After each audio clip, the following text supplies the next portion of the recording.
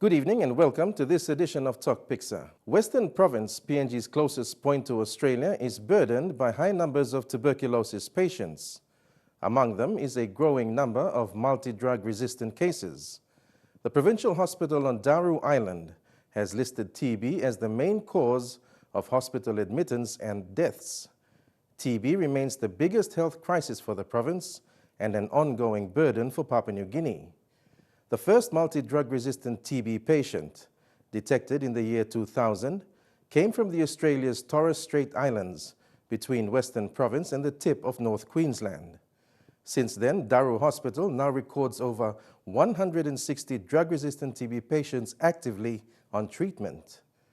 EMTV's journalist Quinton Alomp and cameraman Paul Naime spent a week on Daru Island speaking to health authorities in the communities there, and they filed tonight's episode on Tok Piksa.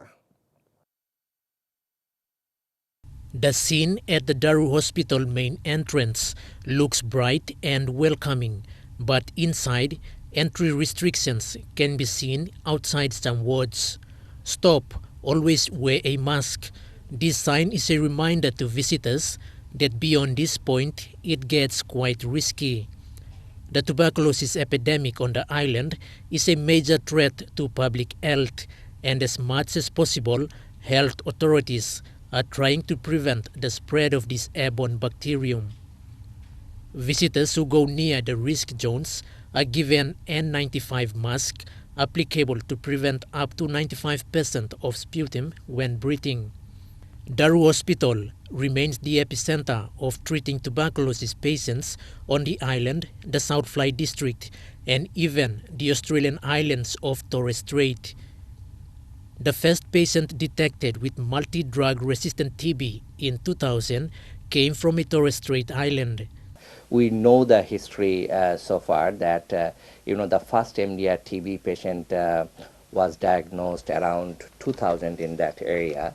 But then, after that first case was recorded in 2000, it took 11 years for the PNG government to respond and manage this advanced form of TB in Daru Hospital. The year was 2011. Although the first multi-drug resistant TB case was identified as early as in 2000, the year 2000, programmatic management of multi-drug resistant TB in Daru General Hospital only started in 2011.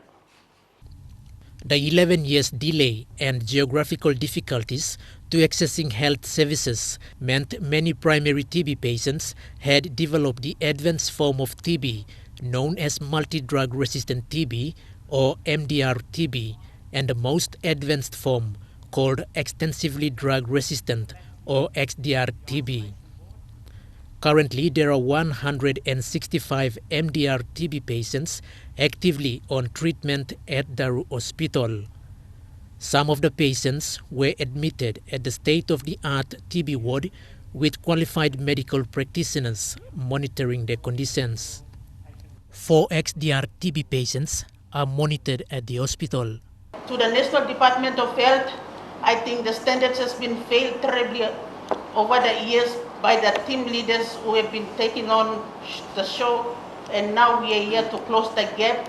We know where the needs is and where the gaps are, and we will close with all the effort to put together. We will close the gap and be able to go on.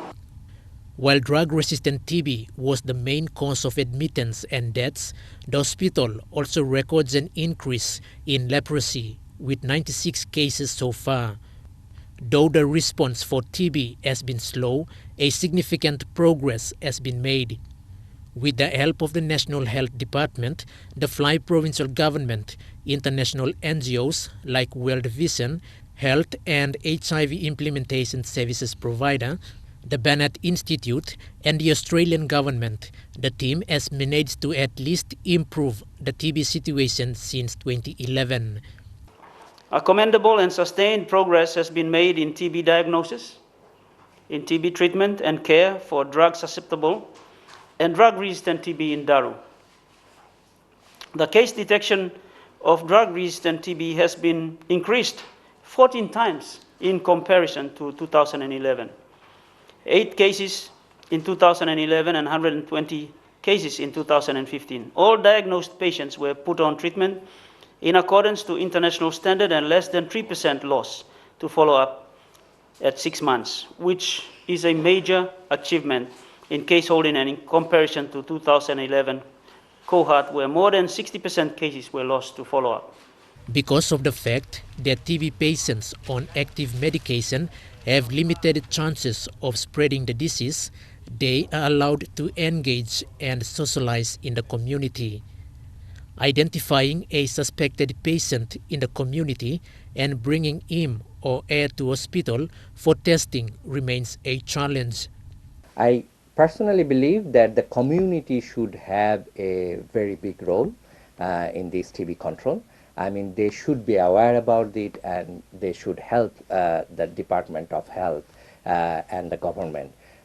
Only Department of Health or only the health staff will not be able to address the issues or the burden of tuberculosis.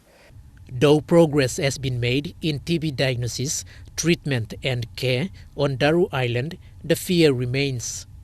In Daru Secondary School, 5 teachers have left the school in fear of contracting the illness. 11 students and 1 male teacher were diagnosed with TB and were currently on treatment.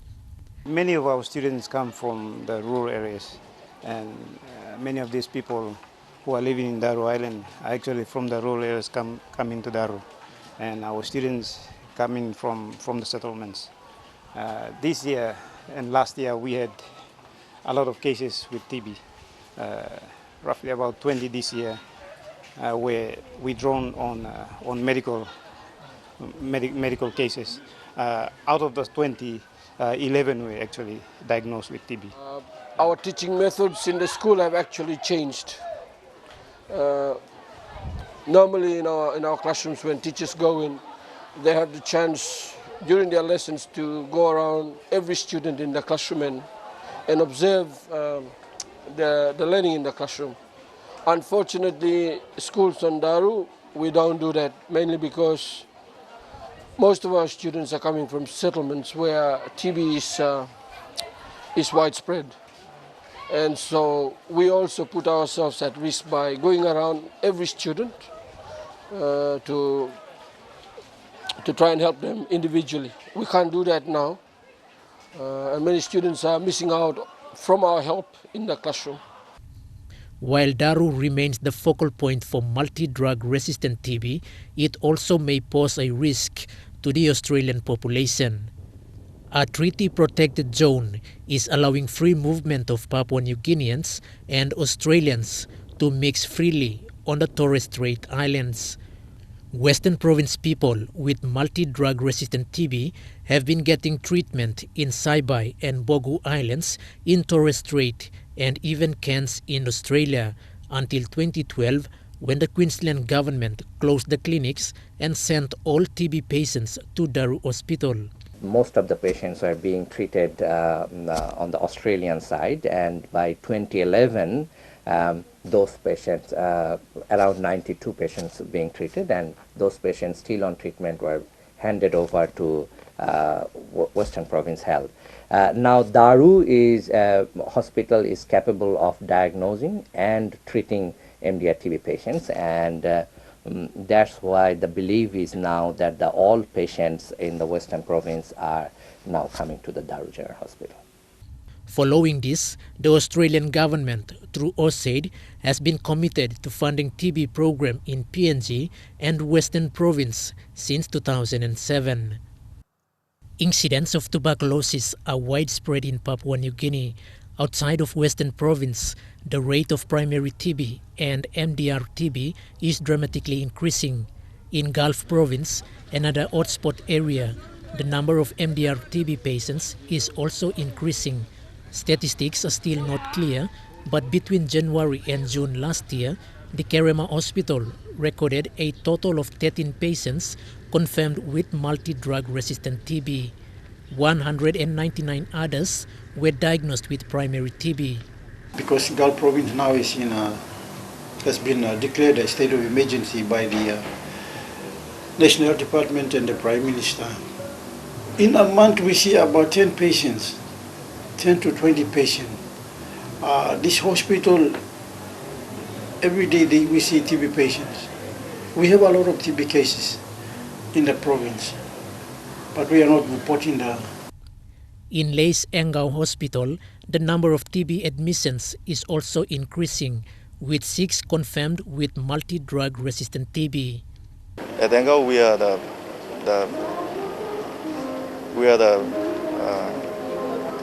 referral center for Morobe province, as well as the Old Momasa region and the Islands region as well. In a day, we receive around 20 patients a day. In a week, we receive around 100 patients a week. We are one of the provinces that we receive MDR TB as well, alongside with normal TB.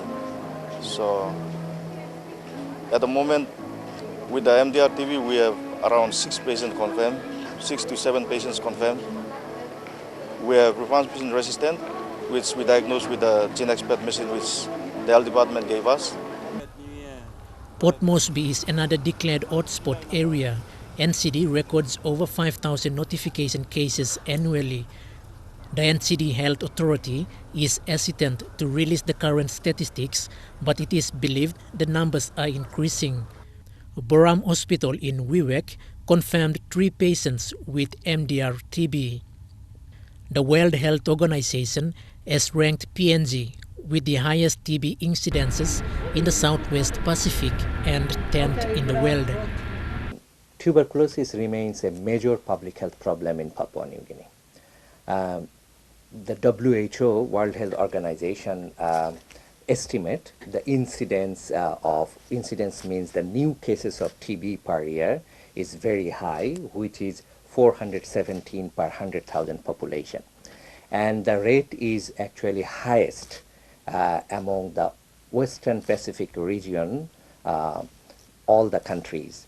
And this is 10th highest among in the as globally. So among all other countries, this is the 10th highest rate, and this is the highest rate within this Western Pacific region. If you want to know, in Western Province, tuberculosis is a major public health issue with high numbers and high rates. In 2014, the case notification rate for TB was 800 per 100,000. And tuberculosis was the leading cause of hospital admissions and deaths. This is compounded by an outbreak of drug-resistant TB in South Fly district.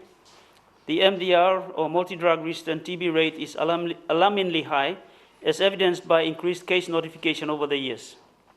8 in 2011, 59 in 2012, 61 in 2013, 84 in 2014, and 120 in 2015. The National Executive Council has approved 40 million kina for TB responses, but provinces are still waiting the release of those funds. In the last 12 months, Gulf Province has asked for 2 million kina for a 12-month emergency plan, but has not received the full amount. Early this year, the NEC released 8 million kina for Daru and South Fly district. The Australian government has released 60 million Australian dollars, approximately 135 million kina, for TB responses, and approximately 105 million kina specifically to be spent in Western Province. The Australian government is funding many of the institutions and the responses, and we will continue with our support. Over the from 2011 to 2017, we've committed to $60 million to Papua New Guinea TB responses, including a significant proportion of that to Daru and Western Province. The government of Papua New Guinea has recognized the issue by committing funds to address this issue through a National Executive Council. It has released 8 million kina specifically for Daru South Fly district in January 2016 and has promised to release the rest in the near future. The help from international donors has improved conditions in the hotspot provinces of Western, Gulf and NCD. Despite this, the country still needs to improve its data and reporting.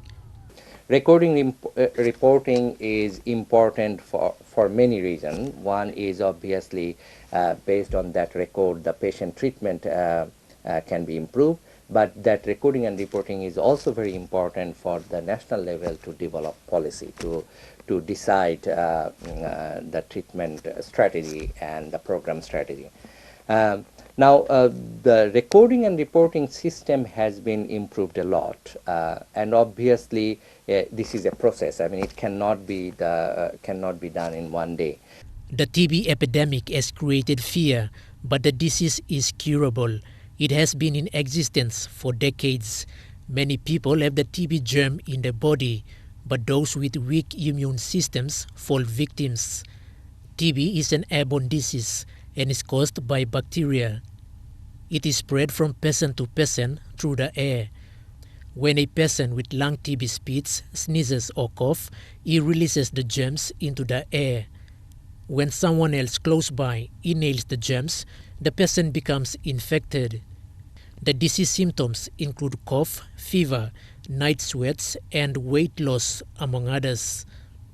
We need to understand that this is a disease as any other disease, so we should not have any kind of stigma around this disease. That's number one.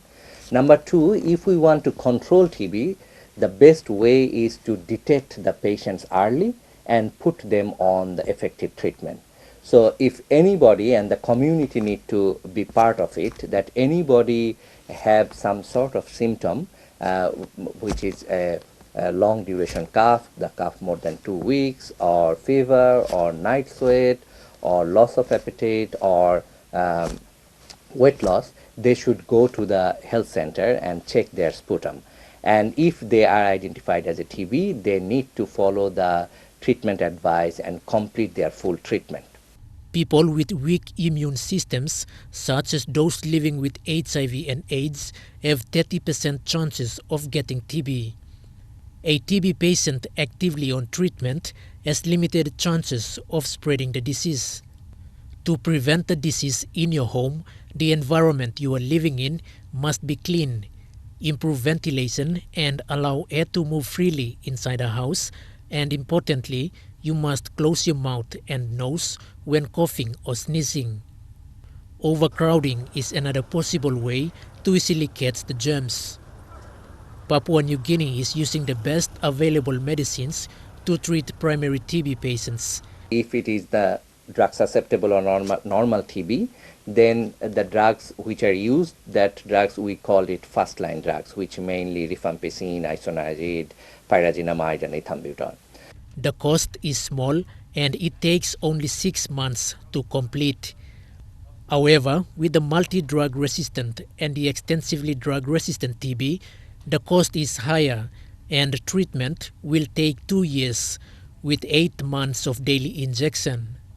Multi-drug resistant TB is almost, you have to take medicine for up to about 2 years, and part of that drug regimen is injection for about 7 or 8 months daily. Let me give a very short brief on the cost of the total TB drugs. I mean, what we call first-line TB drugs, this is around 30 to 50 US dollar. Let's take the upper limit, which is 50 US dollar, which means it's probably 150 kina per patient. That's for the drug susceptible TB. But if it is MDR TB, then the treatment cost is already 100 to 200 times more than that, which means is actually 5,000 to 10,000 US dollar, depending on which drugs are being used. And obviously you understand that the 5,000 US dollar means it's around 15,000 kina, or 10,000 US dollar means is 30,000 kina. That's for MDR TB. Most recently, a new TB drug called bedaquiline was imported into the country to treat MDR TB patients. It is used only in Daru Hospital. Two new drugs are now available. One is called bedaquiline and another one is called delaminid. Now in Papua New Guinea, bedaquiline as a compassionate use has been used in as early as 2013, and this drug has been used in Daru. A number of hospitals in the country, including Daru and Angau, now have a gene expert machine available to detect the advanced forms of TB. In the past, sputum tests were carried out in Brisbane, Australia, which cost the health department thousands of kina. But on 24th March, on the World TB Day celebration in Port Moresby, the first high-quality laboratory for faster detection of drug-resistant TB was opened. This PC3 laboratory will now allow sputum tests to be carried out in Port Moresby, and results will be received faster than they used to be. New TB laboratory which will be able to do the culture and drug sensitivity testing. In the last decade, TB education has reached a significant portion of the population, but ignorance has slowed its progress. With drug-resistant TB now becoming a growing concern, it is up to the families and the community to take ownership. Every one of us need to be engaged and involved, because this fight or this particular challenge will not be done just by health workers alone or the patients themselves who are going through having this disease. It is part of everyone's business, and if we all commit ourselves and work together from all the different angles and levels, then we will get to win the fight. We all are together. If we all are aware about this TB and if we all take part in this TB control, obviously we will be able to control TB in Papua New Guinea. Thank you. People must know the symptoms and, as early as possible, identify the suspected patient in the community and bringing him or her to the nearest health center for testing and treatment. That's all we have for you in the program tonight, and we hope you found tonight's special feature on TB and its prevalence in the country informative. Until we do this again next Sunday, I'm Neville Choi. Good night.